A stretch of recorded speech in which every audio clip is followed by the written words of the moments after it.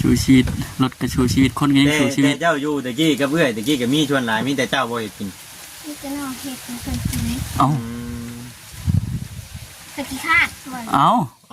ตามมาแท้บ่ช่างน้องละแม่นอดีบ่น้องงันติ๊กได้เฮ็ดเป็นบ่น้องติ๊กจะเฮ็ดเป็นบ่น้องติ๊กน่ะใส่เพิ่นเฮ็ดเข้มโพดเกลือนี่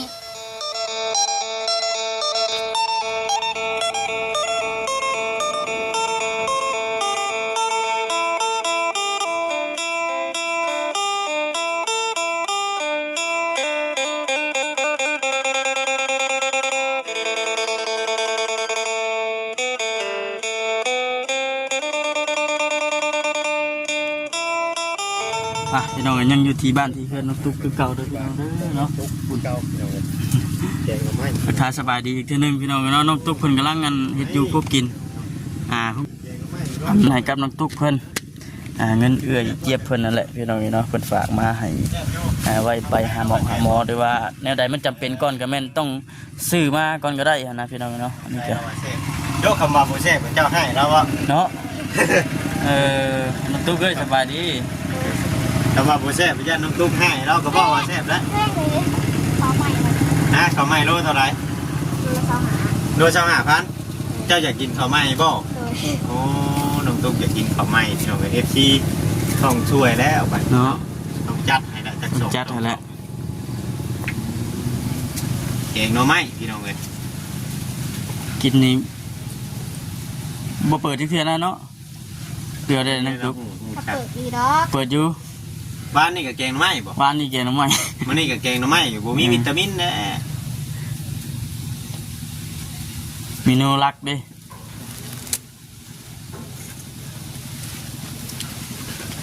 ปลาทูกับเพิ่นอยู่พุ่นวานนี่คือยังเต็มเข่งอยู่วานนี่แมวบ่รักกินเจ้าไปตากก็ใส่ละเพิ่นนกไปตากคือจังไหนเพิ่นตกบ่จักบ่กู้ได้เนาะชูงดิมาตกก๊อกเลยเบิดไปเด้มาตกบ่จะหูอะไรในไรบ่เนาะเป็นว่าวันที่ยังมื้อนี้23มื้อนี้เบิดบ่วันที่ยังฝนสิมาอีกเห็นว่าเบิดเลยได้เบิดบ่บัดเกี่ยวรถฉะบ่คำเข้าเต็มที่รถว่าใช่โอ้ยเข้าจุ่มน้ำเอาบ่แห้งได้ข่อยต้องทุกเฮ็ดแล้ววันนี้มันจะคิดว่าผู้หญิงบ่คือผู้ชายลูกเจ้าคนแถวบ้านเนี่ยเห็นป่ะเป็นถ้วย2อย่างนะเป็นถ้วยว่าเนี่ยนะโมแม่นไม่ยิ่งผู้ชายเอามันก็ถ้วย2อย่างใช่ไหมถึงแล้วใช่เนาะผู้หญิงกับผู้ชายเป็นติโอ้ยได้เจ้าคิดว่าได้จ้ะบ่ตายแล้วบอกผู้ชายหรอ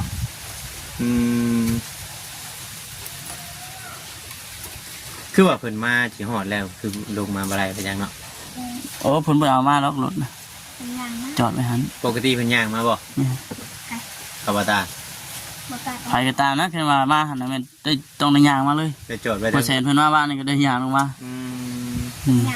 ก่อนฝนท่านได้ตกกันได้ย่างมาก็เพราะเป็นน้ำออกบ่อนะมันดิมันเปื้อนอยู่บ่แม่นน้ำออกบ่อน้ำหนองบ่น้ำหนองขึ้น4x4ยังมาได้เนาะแม่นรถขบวนที่สองรอบเข้ามาได้เยอะเลย2 รอบมาคือเก่าเนาะมันน้ำตุ๊กนี่เฮ็ดกินตั้งแต่เอื้อยอยู่พุ่นจนเป็นแล้วก็ได้สู้ชีวิตเนาะรถเจ้าน่ะสู้ชีวิตบ่ไว้หลังเลยจะบ่แล้วมันเก่าเลยสู้ชีวิตได้นั่นน่ะแต่ข่อยล่างเมื่อเช้านี่ยังขี้ตมโอกไปอีกคือเก่าแหละมันมีขี้ตมชูชีวิตรถกระชูชีวิตคนก็ยังชูชีวิตเจ้าอยู่ตะกี้กับเพื่อนตะกี้กับมีชวนหลายมีแต่เจ้าบ่เฮ็ดกินมีแต่น้องเฮ็ดเป็นคนกินตะกี้คาด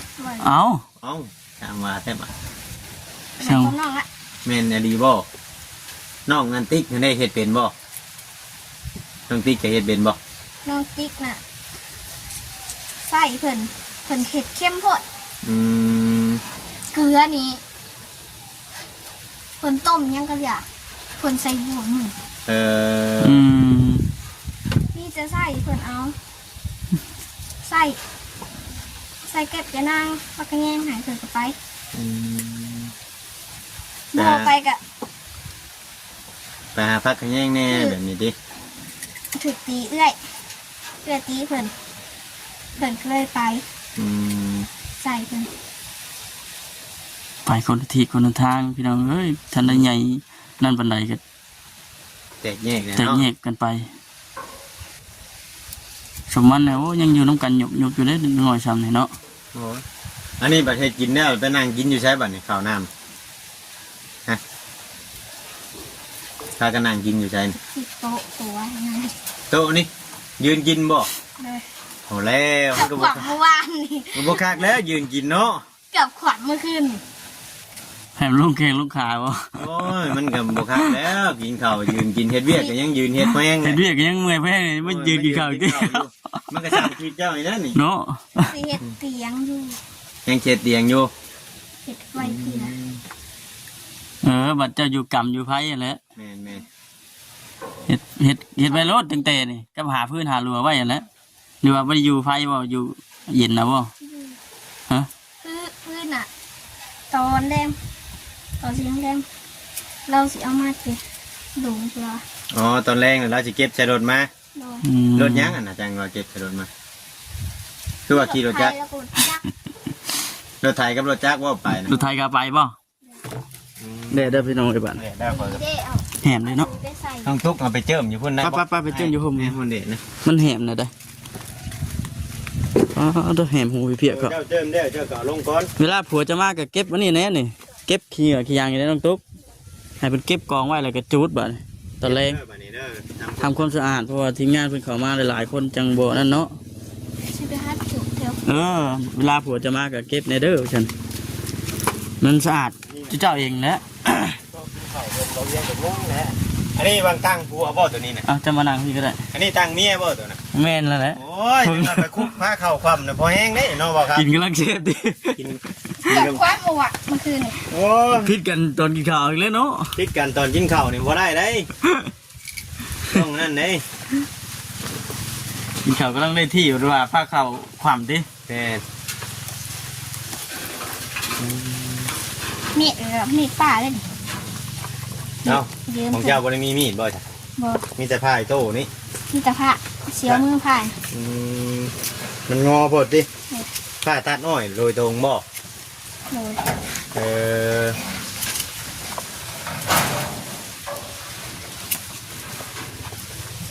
แกงจงไว้ให้ผัวพอบ่ สีต้มไป ต้ม แก ไว้ งกระแลงนี่ อันนี้ได้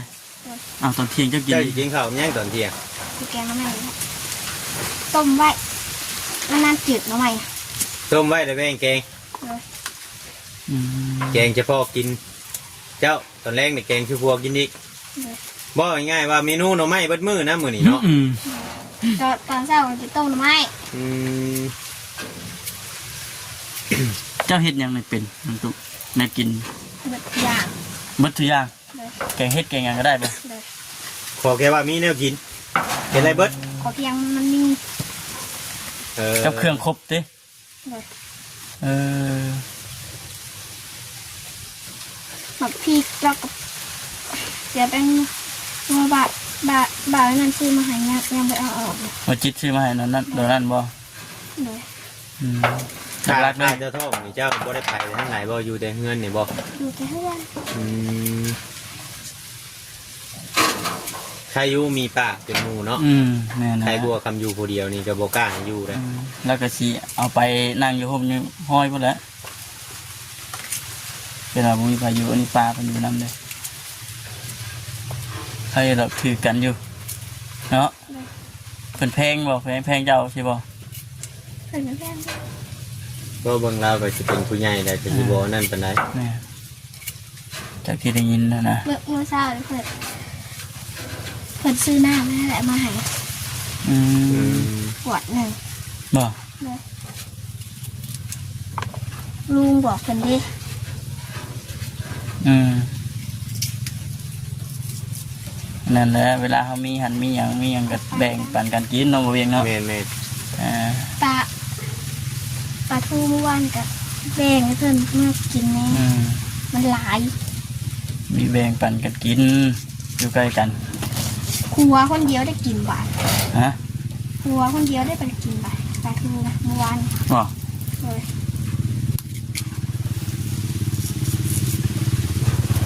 เลยแบ่งกันกินมีอะไรก็แบ่งกันกิน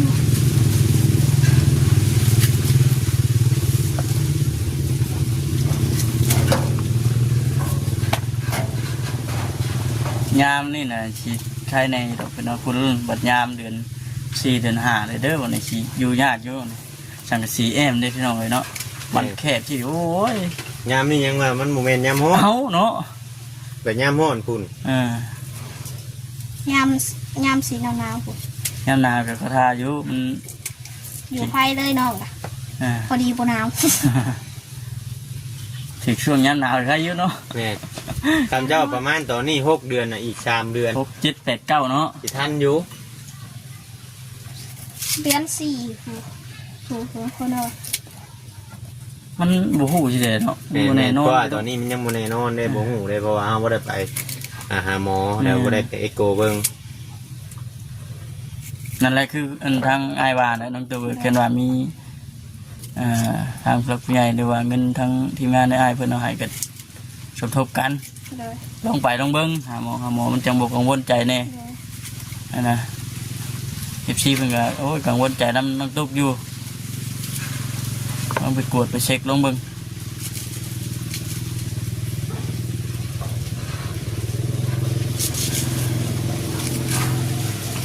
ปลายมันเสียบที่สุด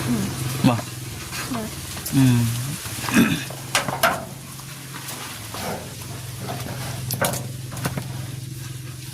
นี่น้องอย่านางมีหรือเปล่ามัน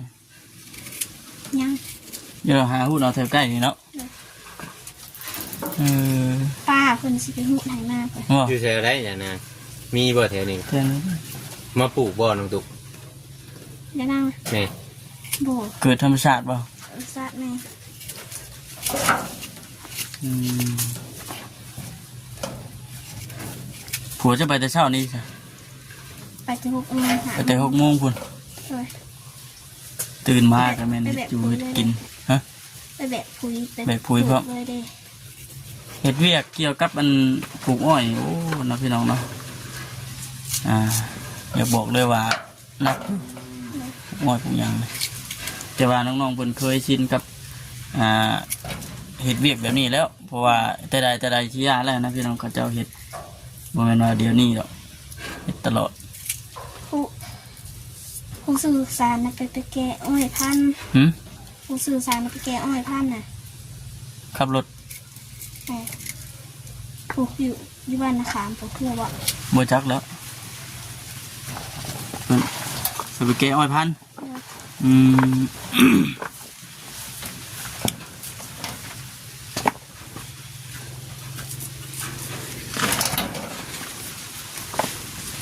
บ่ได้ใส่หยังบ่ใส่แกงหน่อไม้อย่างเดียวจะว่ามีเฮ็ดบดเฮ็ดหยังใส่บ่มีเนาะ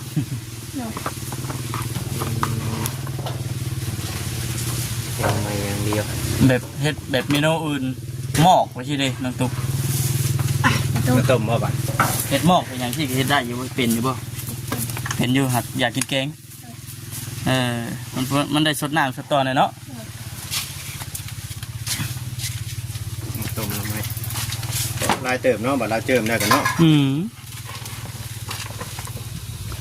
ปุ๊บผึกบ่น้ำจะชิบกค้างไว้จ้ะ ก็มีน้ำตาลเอาน้ำตาลใช้น้ำจังหน่อยมันจังจืดไว้ โอ้ยน้ำตาล บ่มีบ่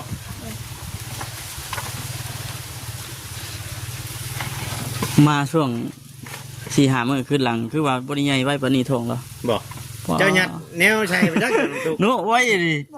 คือสีปุ้งปุ้ง ปุ้งเลยว่ะนี่พี่น้องเนาะตอนนั้น เจ้าหยัดใช่ไปจัก โอ้ยยังอยู่ท้อง อืม น้ำมันตื่น ต้องน้ำตื้มบ่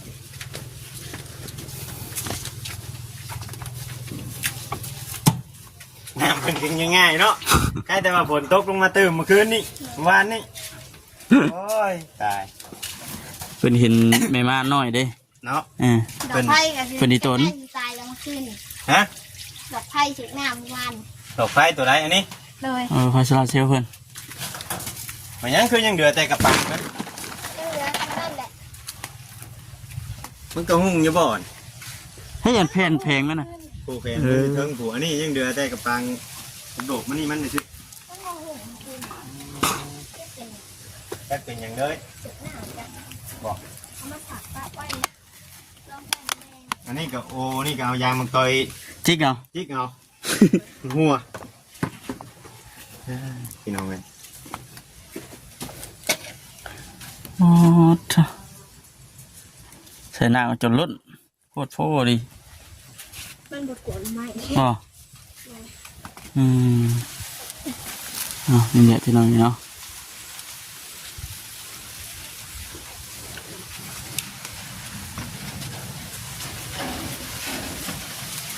เพื่อให้มันจืดมันอย่างนั้นเนาะ นี่รถชาบุญเข้ามาคือเข้ามาได้ของเรา รถมันเข้ามาได้เนาะ รถเป็นแห้งวะ ค่าเป็นค่าจะมองวะ บตอนออกนี่เสียเดียวเนาะ ก็ดอกก็ออกได้หมด เพิ่น นี่รถคนออกอยู่บ่ เพิ่นเคยเข้ามาสิ หม บ่ ดทั้งแยกตัว ทางนั้นถ่ายมือนี่บ่ นี่รถบาตาก็เข้ามาเพื่อ เดือนหมัก ได้ในค่าย จะค่าจักเจิงเหิงครับ ลองเพิ่นก็ได้ตีน ฮะเช่ไป บ่อยู่เป็นสีโดนๆนี่จะยุ่นเช่ได้ปะ ยันดึงจ้องกันมันง่ายจักติ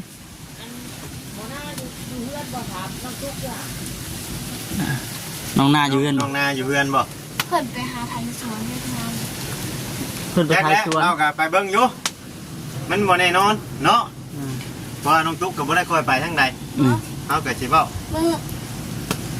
มือเศร้านี้ เอาไปลองเบิ่งเนาะ ลองเห็นเพิ่น ธรรมดาเด้หอยขี้ตุ่ม พา ยันบืนมันง่ายอยู่ แม่ ถ้าเบิ่งตอนออก ถามเมียเพิ่นว่าแบบสิไปไทยสวนว่ามัน บ่อ๋อ อยู่อีดอกตอนสีนี่ อ่า 41 โมงเพิ่นไทยสวนข้างๆเพื่อนเพิ่นนั่นแหละ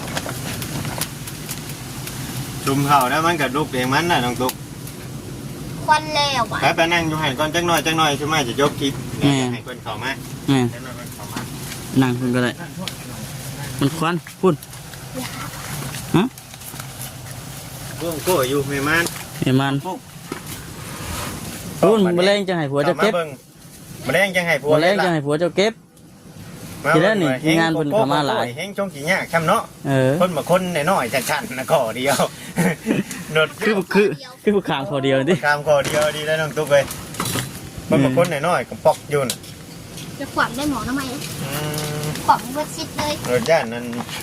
เราล่มนะพี่น้อง ผู้กุภาพอยู่ดิ แม่ตัวไรมันนั่นกับไว้ผัวเฮ็ดเนาะ แม่นมาแรงมาแล้วจะให้ผัวเจ้าเก็บไว้ ตัวไรมันนักมันหยังกับไว้ สิ ผัว จู เฮ็ ด ด แบบแรง ฮะ สิจูดแรง ขี้จูด เลย นั่นแน่จังวะ ต้องทำคำนะสิจูดวัด มันจะใหม่ว่าพวกนี้มันหาจากนั่น มันหมั่งมันหยังก่อน เนาะฝนตกแห้งเมื่อวาน ได้เมื่อคืน ใหม่ปะ ใหม่บ่ ร้ายกูหนีเสีย หม่อ เอาไปจูดค่ะ จูดสึ่งตูขางๆเป็นครัวคนนี้ เก็บจูดน้ำตัวใดมันเป็นขี้ขยะตัวใดมันนั่นก็จูดไปเพราะมันจังเป็นแน่สะอาดหูสะอาดตาแน่ คนตกเมื่อวานบ่าวเมื่อวิทย์เข้าเดียวมันก็ ตกอีกป่ะ ตกอีกไม่ห จ นึ่ ก ง จะเครือหวาน สองเถื่อ อืม เหนื่อยก็ยึดเหนื่อยก็เศร้า ตั้งเบังอีกมื้อนี้ เป็นเงินเป็นหยังไฟเป็นคนเก็บคนถือ อืม เงินเจ้า มีแต่น้อง มีแต่เจ้าบ่ผัวบ่ได้ถือบ่เจ้าเอาไว้ใช้เงิน เอาไว้คนละเถื่อ ไว้จะดีได้เอาปลูกหมูจะไว้ในไรอันเฮือนแบบนี้ อื เนาะ ม ไว้ติดตัวตลอด แล้วก็ เอาไว้ติดตัวตลอดเจ้าป้าไปทุกที่บ่ได้เนาะ แม่น คนละเถื่อก็เอาใส่กระเป๋าไว้แล้วก็ไปใส่ไปหนีกับพายไปนะ ทางที่ดีคือติดโตไว้โลด นี่ติดตัวไว้พายไปหันไปนี่ โต ก็ แล้ว ง่าย บาทเอาไว้เพื่อนแล้ว แล้วมันเป็นหันเป็นหนีมากเลยเนาะบ่วีเนาะ เคยเสียบ่จะไว้ใช้เสียตะกี้ เอาไว้เพื่อนใหญ่ยังเสีย มันหลายคนอยู่ผู้ว่าภัยเป็นภัย แม่นต้อง สิ ระมั ว่า ดระวัง สิใช่ภัยกับโมเมนต์แล้วเนาะ โอ้เจ้าเฮงตัวคนเดียว อื เนาะ ม ม้าเห่าเมื่อคืนอิตาญาติ ต้องค่ำต้องคืนนั่นอันทำว่าผัวเจะไปหาอยู่หากินเจ้าจะไปนอนได้อยู่นี่คนเดียว พวกอยู่เรือนป้า แม่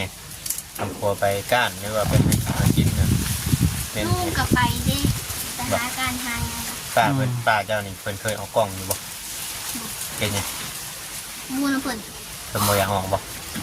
อืม อืม ยังบ่พร้อมเปิดโตบ่ ก็ไม่ให้ FC มันฮู้อยู่เนาะ รู้ไว้แล้วเพราะว่าทางบ่ไลเพิ่นก็ออกมาเพิ่นก็ ก็แต่ว่าเตียง เพิ่นบอกอยู่เด้แต่ว่ายังบ่เคยเอ็นออกกล้องจักเทื่อ แค่แนวทางออกกับผัวแล้วเนาะ เป็นคนอายกล้องนะ บ่คือน้ำตุกนี่บ่แล้วน้ำตุกนี่เนาะ ผมไม่ได้หน่อไม้ บ่ฮะ ผมหน่อไม้ เพื่อคง น้องอยากเบิ่งเมื่อเช้านี้น้องไอ้ดอก โย่ย่ำไม่ยังบ่จืดเนาะ ยังทันจืดใช่ ก็คมน่ะมันจืดมันก็นั่นแล้วอ่ะ อยาก คิด อยากเบิ่งมันโอ้ยคมปากคมคอ มีแต่ชั่วไม้สิกลับก่อนได้บัดนี้เนาะบ่ครับเนาะคุณเนี่ย นักเกี่ยวขอตื่น พูดแล้ว เกี่ยวข้าวกินน้ำตื้ม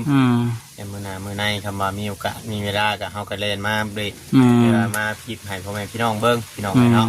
ก็ฝากเป็นกำลังใจให้ทั้งน้องตุ๊กหรือว่าแม่ๆ FC เบ่ทุกผู้ทุกคนที่ว่าจะช่วยเหลือเพิ่นพี่น้อง แม่ เนาะ สู้ๆเลยทางน้ำตุกก็ โดย คือไอ้บอกเนี่ยแนวใดมันนักก็บอกครูว่า แม่นครับ น้ำในเนาะไปตักไปหยังนั่นแหละเราต้องรักษาตัวเองในช่วงนี้เพราะว่าเจ้า ดูแลสุขภาพเจ้า มัน ของ บ่เว้าง่ายๆว่าตอนนี้อ่ะมันบ่มีแต่เจ้าผู้เดียวของคนน่ะเนาะอยู่นํกันเราต้องให้ระมัดระวังเฮ็ดหยังก็ โดย เพราะฉะนั้นค่ะอำบอกผัวนำให้เข้าใจเนาะว่ามื้อนี้ก็ทางผัวเราก็บ่อยู่พี่น้องเพราะว่าเฮาก็ซ้ำสิบอกก็มีแต่ว่าบัดมื้อหน้ามื้อในเฮามาพ้อก็เฮาก็สิได้บอกสอนเพิ่นตื่มเนาะ แม่น นั่นแหละพี่น้องเลยว่าทั้งเมย์ทั้งอย่างเพื่อนกระบอกกี่ดอกปูยาเพื่อนกระบอกกี่ดอกแต่ว่าเขาก็อย่างแนะนำเนาะ แนะนำเพิ่มเติมอีก มาจากปูมาเลยค่ะสีขึ้นมาจากปูมาเลยค่ะ เป็นยังยังปูยังขึ้นมา เพิ่นเอาน้ำเย็นขึ้นมาส่งให้ผม บอก โดย โอ้น้ำเย็นอยู่เพื่อนพูด โดย อ๋ออยู่เพื่อนพูดมันมีตู้เย็นตู้ยังแหละ เพิ่นนี่ตัวเย็นเลยขึ้นมาส่ง อืมนั่นแหละพี่น้องเนาะปูยาเพื่อนครับแพงชำนี้แล้วเนาะบอกครับชิว่าในไหน สำไรอีกเนาะ เนี่ยมาเป็นอันนั้นไปดูเขาก็ถือว่านั่นแหละเป็นเดี่ยงจำเป็นเดี่ยงว่าไงนะมาอยู่ก็แต่ยังไงน้อยน้องเคยเห็นอยู่หรอกปี เป็นตัวใดมาเลยเนาะ แต่ยังไงน้อยพี่น้องไงเนาะ มีแต่ว่าหลักๆเลยก็คือเพิ่งผ้าใช้ผู้เป็นผัวเนี่ยเราก็ได้ แมน หลักๆเลยฉันนะ คือว่าทางโปทางเอื่อยทางยังก็ต่างคนต่างแยก ต่างคนต่างไปเลยเนาะ ต่างคนต่างไปเลยไปเพิ่งกันบ่ได้เลยมีแต่ว่าเพิ่งทั้งลูกทั้งครัวทั้งปู่ทั้งย่าทั้งป้าทั้งลุง ไปหาเพิ่น อักเพลงแบ่งปันกัน ย่าเพิ่นเนี่ยละเจ้าคิดว่าเขาใหญ่แต่เขาเป็นครอบเป็นครัวแต่เขาแบบเลี้ยง คร ตั อ ว บ เอง ไผ่ครัวเราเลยเนาะ แมนเป็นไรบ่ครับชาวบุญมากแบบนี้เนาะ แม่น สบายดีเด้อทุกคน สบายดี โดยพี่น้องไงเนาะ ไปพี่น้องเนาะโอเคพี่น้องเลยสบายดี